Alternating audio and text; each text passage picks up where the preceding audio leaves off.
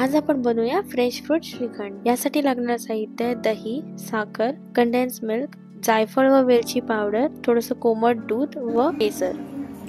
अर्धा किलो दही घेऊन ते आपण मस्लिन क्लॉथ मध्ये ओतून घेऊया।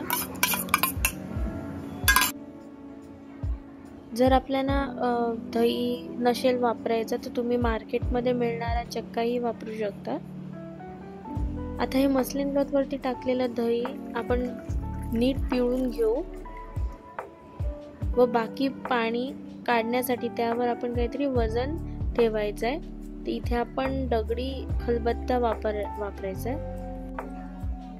2 ते 3 तासामध्ये दह्यामधले अधिक पाणी वजनाने निघून जातो व आपल्याला एकदम कोरडं दही मिळते। त्याला आपण चक्काही बोलतात। डायरेक्ट मार्केटमध्येही मिळतो, तोही आपण वापरू शकता। तर हा चक्का आपण एका भांड्यात काढून तो आपण 1 तासासाठी रेफ्रिजरेट करूया। आता संत्र्याचा साल घेऊ आपण। त्याचं हे जे सफेद साल आहे ते काढून टाकू, कारण की त्याच्याने कडवट चव येऊ शकते। तर हे जेवढं फक्त संत्र्याचं ऑरेंज कलरचं जे आपलं साल आहे तेवढंच घ्यायचं। ह्याच्याने श्रीखंडाला एक चांगला वेगळाच फ्लेवर मिळतो। आता कोमट दुधामध्ये थोडंसं केसर घालून घेऊ। मग एका भांड्यामध्ये जो आपला चक्का आहे तो घेऊ।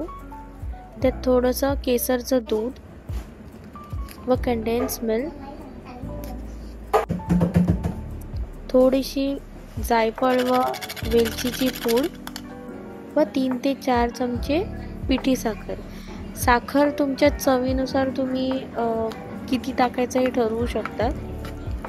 आता त्याच्यामध्ये लम्प्स येऊ नये म्हणून आपण चाळणीने चाळून घेऊया।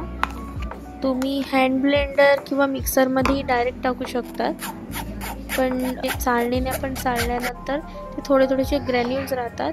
ते नॅचरल जे श्रीखंडाचं लुक असते ते त्याच्यानेच येते। आता ह्यामध्ये आपण तुमच्या आवडीची फळं जी कापल्यात ती टाकू शकता। मी याच्यात ॲपल, संत्र, द्राक्ष, डाळिंब, ब्लूबेरी व जे आपण संत्र्याचं साल कापलेलं आहे ते टाकणार आहे। ह्याच्यामध्ये अति लिबलिबीत फळं म्हणजे जसं पपई आहे तसं आपल्याला अवॉइड करायचे। यात आपण मिक्स करून घेऊया व त्यात थोडेसे चॉप ड्रायफ्रूट्स टाकून घेऊ। आता हे मिक्स झाल्यानंतर आपल्याला 3 ते 4 तास रेफ्रिजरेट करायचं आहे व तुम्ही एन्जॉय करू शकता पुरी व चपातीने।